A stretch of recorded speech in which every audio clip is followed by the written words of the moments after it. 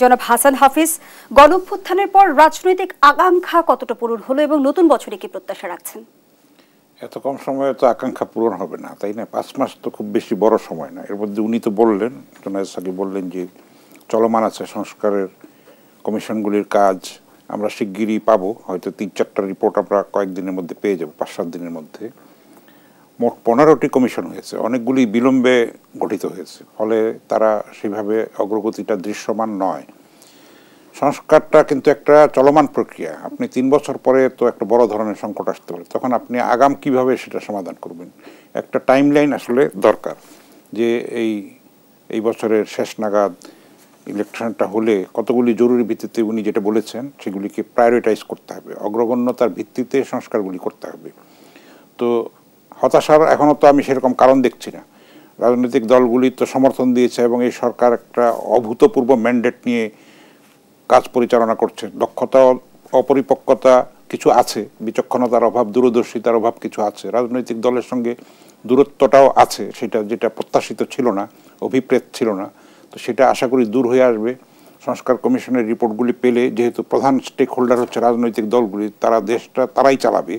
অন্তর্বর্তী সরকার খুবই সাময়িক মাত্র, অল্প সময়ের জন্য। আমরা চাইবো যে তারা সসম্মানে যেন তারা বিদায় নিতে পারে, যেন তারা হেনস্থা না হয়, এমন কিছু যেন তাদের কাছ থেকে আমরা না দেখি যেগুলিতে তাদেরকে নিন্দা করতে হয় কিংবা অপদস্থ করতে হয়। সেটা আমরা চাইবো না, কেউই চাইবে না। সেটা একটা ব্যর্থতা যদি হয় তাহলে শুধু তাদের হবে না, এই কষ্টটা কিন্তু 18 কোটি মানুষেরই হবে। যেই পরিবর্তন হয়েছে, যে জনপ্রত্যাশার চাপ তৈরি হয়েছে, সেটা কিন্তু রাজনৈতিক দলগুলিকেই মেইনলি এটাকে অ্যাড্রেস করতে হবে। সংস্কারটা রাজনৈতিক দলগুলির নিজেদের মধ্যেও হতে হবে। ছাত্র জনতার যে সর্বপ্লাবী যে অভ্যুত্থান হয়েছে, একটা নজিরবিহীন, বাংলাদেশের, আমি বলবো বিশ্বেই একটা নজিরবিহীন ঘটনা ঘটেছে। এত মানুষের প্রাণ গেছে এখানে, কত মানুষ আহত হয়েছে, কাতরাচ্ছে এখনো। সেই যে একটা চড়া মূল্যে আমরা এই মুক্তিটা পেয়েছি, সেই মুক্তিটা প্রাথমিক বিজয় অর্জিত হয়েছে। মূল বিজয়টা কিন্তু সামনে, যেটা টেকসই করতে হবে, স্থায়ী করতে হবে, সংহত করতে হবে।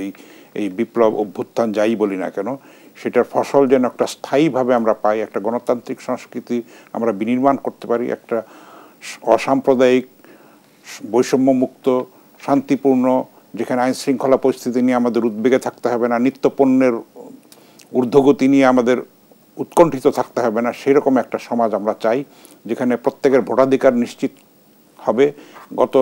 বিগত স্বৈরাচারী সরকার 3-3টা নির্বাচনকে একটা প্রহসনে পরিণত করেছে, ক্ষমতা কুক্ষিগত করার জন্য দেশকে লুটপাট করে, ধ্বংস করে, খুন, ধর্ষণ, রাহাজানি, দখল, ছিনতাই, সম্পদ পাচার করে প্রত্যেকটি সেক্টর ধ্বংস করে দিয়ে গেছে।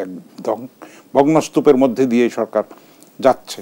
তো ফলে আমাদের দায়িত্ব হবে প্রত্যেকটা নাগরিকের, আমি মনে করি যে যার যার ক্ষেত্র থেকে আমরা যদি সহিষ্ণুতা, পরমত সহিষ্ণুতা, দেশপ্রেম, সততা, নিষ্ঠা এবং ত্যাগের মনোভাব নিয়ে যদি আমরা কাজটা করি, তাহলে নিশ্চয়ই আমরা একটা সুফল পাবো। আমরা যেমনটি দেখছি যে নির্বাচন ঘিরে রাজনৈতিক দলগুলোর মাঝে সন্দেহ, সংশয়ের জন্ম হয়েছে, সেটা কিছুটা তো থাকবে। আপনি এই নির্বাচন কমিশন গঠিত হয়েছে, তারা কাজ করছে, তারা বলেছে আমরা জাতীয় নির্বাচনের জন্যই কাজ করছি, স্থানীয় সরকারের জন্য করছি না। নানান উপদেষ্টা এক একজন এক এক কথা বলছেন। ভোটার কত বয়সে হবে সেটাও, এগুলি ঠিক হয়ে যাবে আশা করি। এগুলি ছোট ছোট মত পার্থক্য তো থাকবে, সেটাও কিন্তু একটা গণতন্ত্রের এসেন্স। আপনি যদি সবাই একমত হয়ে যায় তাহলে তো বাকশাল হয়ে গেল, সেই হাসিনার তাইলে একই তো হলো, তাই না? নানান মত থাকবে এবং তার মধ্যে সহিষ্ণুতা থাকবে। স্পেস যেন একজন আরেকজনকে আমরা দিই, আমরা যেন পরস্পরের প্রতি শ্রদ্ধাশীল থাকি, সেটাই আমরা কামনা করি। সাধারণ মানুষ তো বেশি কিছু চায় না, দুমুঠো ভাত চায়, একটু শান্তিতে ঘুমাতে চায়, তাই না? এটুকুই আমরা মূল প্রত্যাশা। তো গণতন্ত্র নিশ্চয়ই প্রতিষ্ঠিত হবে, ভোটাধিকার নিশ্চিত হবে, সেই পথে আমরা গেছি। এই বিপ্লবের সেই শিক্ষাটা, এই স্পিরিটটা, এই চেতনাটা, আমরা সেটা ধারণ করব। রাজনৈতিক দলগুলির দায়িত্বটা, আমি বেশি বারবার এটা বলছি, যেহেতু দেশটার পরিচালনার দায়িত্ব তাদের হাতে। আমরা যেমনটি জানি যে জুলাই আগস্ট গণহত্যার বিচার নিশ্চিত করা, সংস্কার নিশ্চিতে রাজনৈতিক ঐক্যমত্য গড়ে তোলা এবং রোডম্যাপ অনুযায়ী নির্বাচন করা, এই 3টি লক্ষ্য নতুন বছরে নির্ধারণ করেছে অন্তর্বর্তী সরকার। লক্ষ্য বাস্তবায়নের ক্ষেত্রে সরকারের সামনে মূল চ্যালেঞ্জগুলো কি দেখেন? মূল চ্যালেঞ্জগুলি কিন্তু ষড়যন্ত্র আছে, সেটা মোকাবেলা করা। আপনি জানেন যে দেশের ষড়যন্ত্র ক্রিয়াশীল আছে, পাশের দেশের থেকে আছে। শেখ হাসিনার সেখানে অবস্থান নিয়ে একটা টেনশন আছে, দুইটা দেশের মধ্যে টানাপোড়েন আছে। ভারত বলছে যে কোনো ব্যক্তির সেখানে অবস্থান সম্পর্কের ক্ষেত্রে বাধা হয়ে দাঁড়াবে না। বাংলাদেশও সেটা বিশ্বাস করে, কিন্তু আমরা কাজে সেটার প্রতিফলন দেখতে পাচ্ছি না। আজকেও আপনার কুমিল্লাতে সীমান্তে হত্যা হয়েছে, সেটা কোনোভাবেই গ্রহণযোগ্য না। সীমান্তে রক্ত আমরা ঝরতে দেখতে চাই না, আমরা ফেলানির লাশ আর চাই না। আমাদের বন্ধুত্ব হতে হবে সমতার ভিত্তিতে, ন্যায্যতার ভিত্তিতে, পারস্পরিক শ্রদ্ধাবোধের মাধ্যমে। আমরা একটা স্বাধীন দেশ, আমরা রক্ত দিয়ে দেশ স্বাধীন করেছি, কোনো কারো দয়ায় দাক্ষিণ্যে আমরা কিন্তু এই দেশ পাইনি। ভারত আমাদের সহায়তা করেছে, ঠিক আছে, আমরা কৃতজ্ঞ, কিন্তু তাই বলে আমাদের মাথা তো বিক্রি করে দিই নাই আমরা। এটা কোনোভাবে গ্রহণযোগ্য না। এখনই আমাদের মেরুদণ্ড সোজা করে দাঁড়ানোর সময়। আমাদের ছাত্র তরুণরা সেই শিক্ষা দিয়েছে এবং আমরা সেই চেতনাকে ধারণ করে আমরা সামনে এগিয়ে যাব।